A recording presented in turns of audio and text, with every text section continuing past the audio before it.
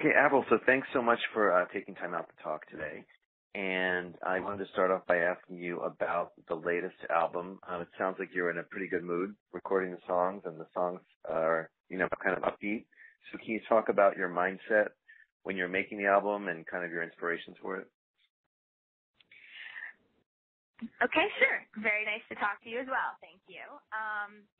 This record is my fifth album. It's self-titled, and I chose to, have that it be a self-titled record because it's lyrically and the subject, it's like all over the place. It's what I like about this record is that it is fun and it's light and it's not just about like love. A lot of the songs that I wrote over the years were very like either boy bashing or breakup songs or like falling in love. And this one, there's different subjects like rock and roll, Hello Kitty. There's a lot of summer songs, and I like that about this record. And I was in a fun headspace and collaborating with a lot of new different people. So I kind of tried out some different styles and sounds, and the album overall is just kind of very diverse, different styles. And you were one collaborator in particular, I guess, was one who became especially important to you because you got engaged and got married during the album, right? To Chad? Yeah, we sure did. He proposed in the studio. We met there pretty much. Like, that's how we started hanging out, was we were working, writing songs, and then, we became friends, and then it turned into something else, naturally. So, so then there ended up being a couple of songs after that. Right.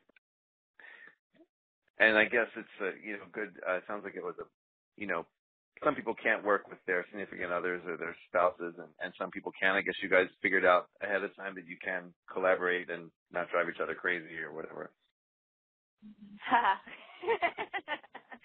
Well, we were working together as we were getting to know each other, so it was really exciting. And, we have a good time working together. He's great, super talented. He's a very successful songwriter. And, working with him, his style is so different than mine, and, he's obviously a dude, so we have, different perspectives, and, but it worked well, we had a good time, and, yeah. And so with this sort of variety on this record, and then, you've got 4 other albums to fit into your live show, so, how does it all work together? How do the pieces fit? Well, I have a song called Hello Kitty, and kind of got this electronic, very sort of dance beat to it, production. And so I kind of throw that in with my song Girlfriend. So when I, in the part of the show where I play Girlfriend, because it's very up-tempo as well. And I like my show overall to be very energetic. And then I love to have a section of the show that it just comes down and I sing my ballads. I have a ton of ballads. I didn't even realize how many I have from throughout the years that have been singles. And so what's kind of cool about this tour that I'm doing right now with this being my 5th album is I'm playing songs from my first record, songs from every album throughout the years, all of the singles. And then just mixing it up with some of the new stuff from this record. And it's cool to see the audience, sing, songs from my first record and, get excited when I play songs like Skater Boy and, yeah. And it's interesting that so many of your songs have turned up on movie soundtracks, and I'm curious why, why you think that is, and do you, when you write them, do you imagine, something visual, a story? Do you think to yourself this could be in a movie, or does it sort of just happen accidentally that a filmmaker contacts you? Or well, I wrote a ballad called "Keep Holding On" for a movie called Aragon, and that was a really successful ballad over here. And I wrote a song called Alice for Tim Burton's Alice in Wonderland. And that song was like cool and like dark and like kind of trippy. And I got to shoot a music video for that one, which is very like Alice in Wonderland. And, you know, Johnny Depp was in that film. So like we kind of recreated that and put that in the video. It's neat to be able to do that, to draw, you know, to have a film to draw your writing, your theme, picking your theme or the inspiration from. And, you know, most of the time I'm writing as a female from my perspective and things I've gone through. And then if I have a movie to draw from, that's great inspiration. But, you know, sometimes, like, I also work with a lot of guys, you know, so we, like, sit around and talk and, like, tell stories. So it's different every time.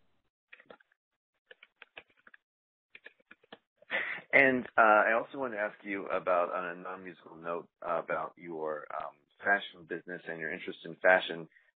It's, you know, a lot of performers obviously have their own, you know, style and they work with designers, but you sort of, you know, now you're the designer, you have your own line. So was that something you always wanted to do, or did it something just kind of come out of being in the spotlight and you saw the opportunity?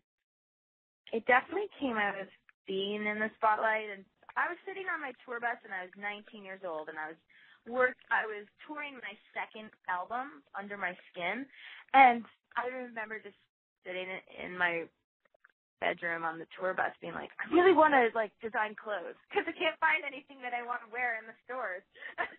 So, and I've had these, I've been able to create tour merch, like merchandise for my concerts, and I just wanted to take that to the next level and you know, make stuff that I could wear, and it's a lot of fun, and a lot of the fans come to my shows, like, and they like have the same type of style as me, or they like, you know, kind of dress like how I dress in certain music videos. So, and I'm really visual, and I love creating and having fun with like bright colors, and so having Abby Dawn, my clothing line, has been so much fun, so much fun. And you, when you talk about your fans dressing like you, I mean, when you first broke out and you were so young, you didn't really dress the way a lot of teen idols dressed. You kind of had your own style and you know, your own thing that was going on. And was that important for you to sort of offer that option to other young women and sort of to have a way to dress that would be maybe not as... It was very natural, so I didn't know what was going on. I didn't know that was happening at the time.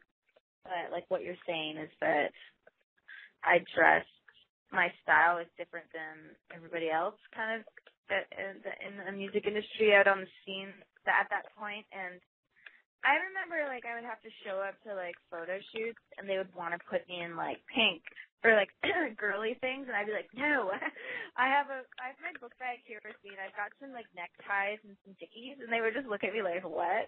And so I'd have to like be like, I'm not wearing that, and like kind of almost get in like, yeah, I had to stand up for myself and like say like, this is how I want to dress.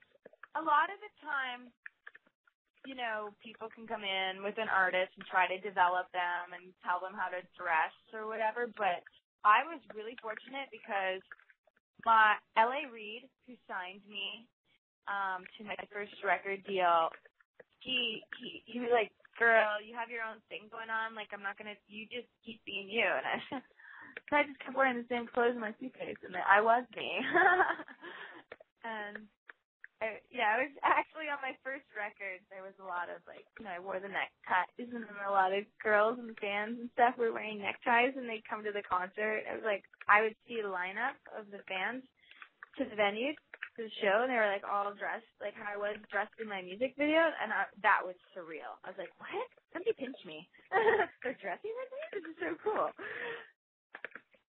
Did it ever feel like too much that, like too much responsibility that whatever, like if you wore something, someone else would want to wear it too, or do you just not worry about that? And I didn't really think about it. I remember noticing it. I didn't expect that. But it was really cool to see. And then when the style would change on my second record, I kind of like got into like bondage pants and like plaid kilts, like little mini skirts with like Doc Marten boots. Then the fans were like wearing that stuff and like dyeing their hair like me and doing like the black eyes. And then on my third record, The Best Damn Thing, I had like pink in my hair, and then so like all the girls were coming to the shows with the pink streak, and I was like, wow, fun. So I couldn't help but notice when I was, doing some research for this call that you have a big birthday coming up this year, and I'm curious, having had so much success, so young, and where do you see yourself, your place in the pop universe now that you're going to turn the big 3-0? Well, I'm on tour right now, and I've been working, with my music career for 12 years, like nonstop.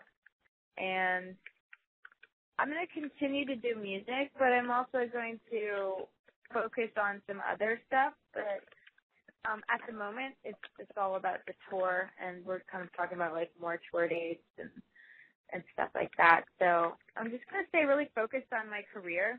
I feel really grateful that I have the opportunity to continue to make music and tour and do other stuff as well, whether if it's acting or designing or working on my foundation. So I'm just going to like continue to do music and to also start like diving into other projects that I've always been involved in the past, different categories.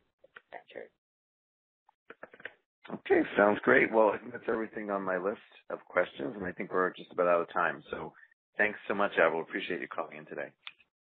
Thank you very much. Good to talk to you. You too. Have a good day. You too. Bye-bye. Bye.